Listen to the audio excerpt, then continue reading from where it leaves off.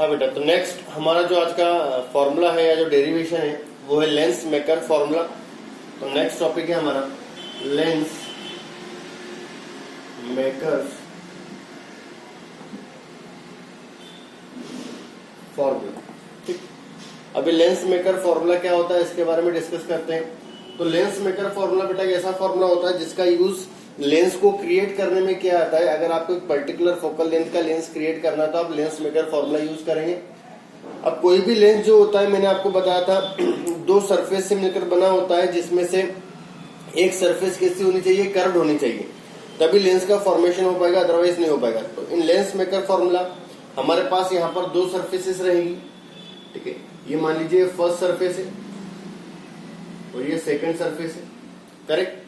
Actually first surface जो थी वो इस तरह से कि यहाँ पर स्फीयर था उससे क्रिएट हुई थी, और सेकंड सरफेस जो था वो इस तरह से स्फीयर था उससे क्रिएट हुई होगी। इस सरफेस का जो सेंटर होगा वो कहीं यहाँ होगा C1, इस सरफेस का जो सेंटर होगा वो यहाँ पर होगा करीबन C2, और C1 C2 को ज्वाइन करने वाली जो लाइन होगी इट इज प्रिंसिपल एक्सिस। तो प्रिंसिपल एक्सिस जो होगा बेटा वो ये लाइन होगी जो C1 और C2 को ज्वाइन कर रही है। करेक्ट। चलिए, अभी मैं यहाँ पर एक पॉइंट लाइक ऑब्जेक्ट ओ ले लेता हूँ, जिससे पॉइंट लाइक ऑब्जेक्ट को, इससे चलने वाली फर्स्ट लाइट जो होगी स्ट्रेट जाएगी, विदाउट डेविएशन सीधे निकल जाएगा। सेकंड रे ऑफ लाइट जो होगी किसी सरफेस पर जाकर इंसिडेंट होगी। नाउ इस सरफेस का अगर हम नॉर्मल बनाए तो इस सरफेस का नॉर्मल क्या होगा, इस सरफेस के सेंटर को ज्वाइन कर दो। तो लाइट जो है रेयर से डेंसर जा रही है, तो स्ट्रेट जाना चाहिए थी, बट रेयर से denser bend towards the normal, तो नॉर्मल की तरफ बेंड हो जाएगी। तो ऐसे नहीं जाते हुए बेंड होकर कहीं नीचे आ जाएगी। तो अगर ये सरफेस नहीं होती तो लाइट यहाँ पर आकर मीट करती और यहाँ पर आकर मीट करती तो इमेज I1 क्रिएट होती। अब ये सरफेस भी है एग्जिस्ट करती है, तो इस सरफेस से भी रिफ्लेक्शन होगा। तो इस सरफेस का अगर नॉर्मल बनाया जाए, ठीक है, तो लाइट जो है वो क्या हो जाएगी, डेंसर से रेयर जा रही है तो bend away from the normal, तो ये नॉर्मल है, नॉर्मल से अवे बेंड हो जाएगी, तो लाइट जो होगी कुछ नीचे इस तरह से, तो इमेज कहीं यहाँ फॉर्म हो जाएगी आई। तो इनडायरेक्टली बोला ऐसा आता है कि जो फर्स्ट सरफेस होती है जिसको हमने XP1Y बोला है, इसके लिए O ऑब्जेक्ट होता है और I1 इमेज क्रिएट होती है, और सेकंड जो सरफेस होती है XP2Y, इसके लिए I1 ऑब्जेक्ट होता है, जिसकी इमेज क्या बनती है बेटा, I बनती है। तो यहाँ पर ये ऑब्जेक्ट का डिस्टेंस हो गया U, ये रेडियस ऑफ कर्वेचर हो गया R2, ये इमेज का डिस्टेंस B, ये इमेज का डिस्टेंस V1, और ये रेडियस ऑफ कर्वेचर कितना हो गया बेटा R1। करेक्ट। अब अगर इसको कंटिन्यू किया जाए तो दोनों सरफेस से रिफ्रैक्शन हो रहा है, तो हम रिफ्रैक्शन फॉर्मूला अप्लाई करेंगे। तो एट सरफेस XP1Y, अगर मैं XP1Y सरफेस की बात करता हूं तो XP1Y सरफेस के लिए O एक ऑब्जेक्ट है। ठीक है, तो O ऑब्जेक्ट हो गया, I1 इमेज हो गया, और इसका रेडियस ऑफ कर्वेचर R1। ठीक है, by refraction formula, by refraction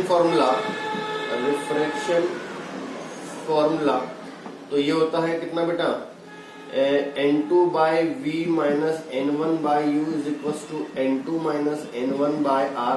तो N2 मेरा N है जहां पर लाइट जा रही है, V1 minus 1 by U is equals to N minus 1 by R1, equation first. Similarly at surface XP2Y, refraction formula अगर यहाँ अप्लाई किया जाए तो I1 ऑब्जेक्ट और I इमेज है, तो अब लाइट बट डेंसर से रेयर जा रही है, तो N2 N1 आपस में इंटरचेंज होंगे, तो जाएगा 1 by V minus N by V1 is equals to 1 minus N by R2। अगर दोनों को क्या करा जाए बेटा, ऐड किया जाए, दोनों इक्वेशन 1 और 2 को अगर ऐड किया जाए तो ऐड करने पर जो रिजल्ट आएगा मेरे पास वो क्या रहेगा, अगर देखा जाए यहाँ पर तो N by V1 से N by V1 cancel out हो जाएगा, बचेगा 1 by V minus 1 by U is equals to N minus 1 by R1 plus 1 minus N by R2। Correct. Solve किया जाए तो 1 by V minus 1 by U is equals to N minus 1, दोनों में से common लेंगे तो 1 by R1 minus 1 by R2। ये हमारा क्या बनेगा बेटा, फॉर्मूला क्रिएट होगा। ठीक, अब अगर मेरा ऑब्जेक्ट इन्फिनिटी पर होता है तो इमेज क्या बनती है बेटा, फोकस पर।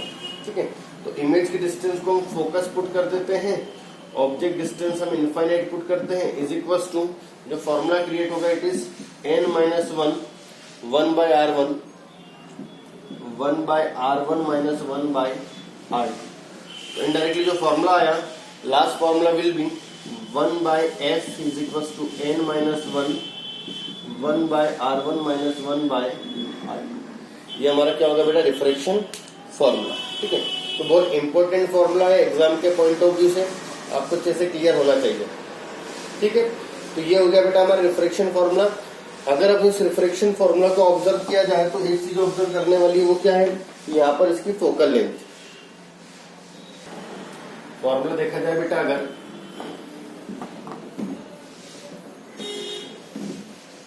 तो जो फॉर्मूला क्रिएट हो रहा है 1 by f is equal to n minus 1 by r1 minus 1 by r2।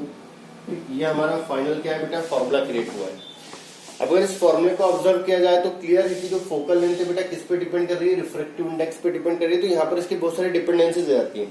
तो सबसे पहली जो डिपेंडेंसी होती है रिफ्रैक्टिव इंडेक्स की होती है। हमें पता है कि रिफ्रैक्टिव इंडेक्स जो होता है इनवर्सली प्रोपोर्शनल होता है 4th पावर ऑफ वेवलेंथ के, और रिफ्रैक्टिव इंडेक्स इनवर्सली प्रोपोर्शनल होता है फोकल लेंथ के, मतलब फोकल लेंथ डायरेक्टली प्रोपोर्शनल हो गया 4th पावर ऑफ वेवलेंथ। इसका मतलब अगर मैं व्हाइट लाइट इंसिडेंट करता हूँ किसी भी लेंस पर, कौन सी लाइट, व्हाइट लाइट, तो व्हाइट लाइट में सबसे ज्यादा वेवलेंथ किसकी होती है बेटा, रेड कलर। तो रेड कलर की फोकल लेंथ सबसे ज्यादा होगी और वॉयलेट की फोकल लेंथ सबसे कम होगी। मतलब हमें एक ही ऑब्जेक्ट की मल्टीपल इमेजेस मिलेगी। करेक्ट, ये होगी focal length of red colour और ये होगी focal length of violet colour.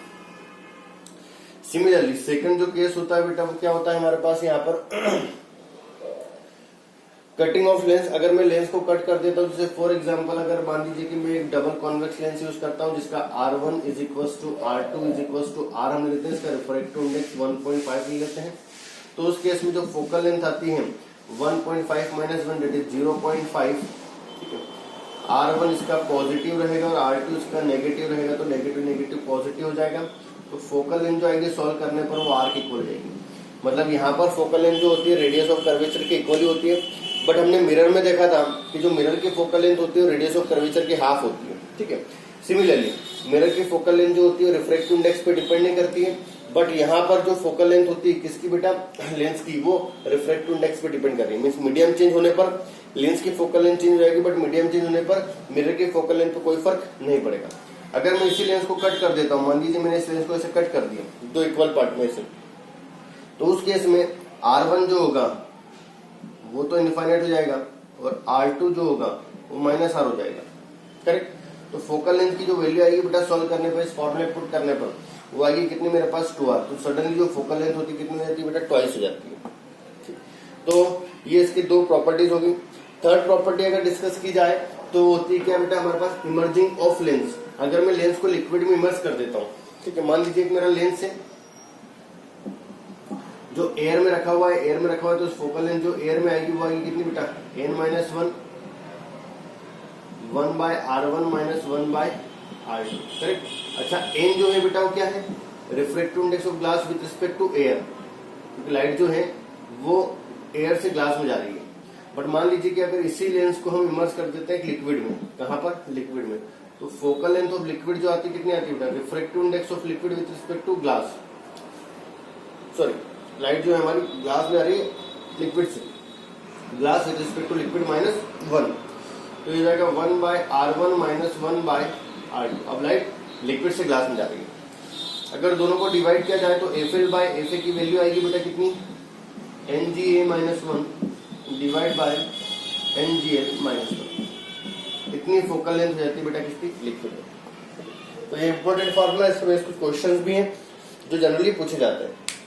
Correct, चलिए अब अगर हम लेंस मेकर फॉर्मूला डिस्कस कर चुके हैं तो हम लेंसेज की बात करते हैं बेटा कि लेंसेज क्या होते हैं। तो लेंस जैसा कि अभी हमने डिस्कस किया, एक ऐसी होमोजेनियस ट्रांसपेरेंट डिवाइस होती है जो कि दो सरफेसेस से मिलकर बनी होती है। इनमें से एक सरफेस क्या होनी चाहिए, कर्व होनी चाहिए, अदरवाइज वो लेंस क्रिएट नहीं होगा, ट्रांसपेरेंट शीट क्रिएट हो जाएगी। अब इसके अकॉर्डिंग मेरे पास लेंस कितने तरह के होते हैं बेटा, एक होता है डबल कॉन्वेक्स, एक होता है प्लेनो कॉन्वेक्स, एक होता है कॉनकेव और कॉन्वेक्स। सिमिलरली एक होता है डबल कॉनकेव, एक होता है प्लेनो कॉनकेव, एक होता है कॉन्वेक्सो कॉनकेव। इस तरह से मेरे पास क्या होता है बेटा, 6 तरह के लेंसेज क्रिएट होते हैं, बट जनरली हमें जो लेंसेज अभी डिस्कस करना होते हैं वो 2 ही लेंसेज होते हैं। ठीक, अब लेंसेज से रिलेटेड हम प्रॉपर्टीज देख लेते हैं जो आपने ऑलरेडी 10th में पढ़ी हुई है। जैसे फॉर एग्जांपल आपने डिस्कस किया हुआ था, मान लीजिए कि मेरे पास ये कॉन्वेक्स लेंस है और सेकंड मेरे पास ये कौन सा लेंस है बेटा, कॉनकेव लेंस है।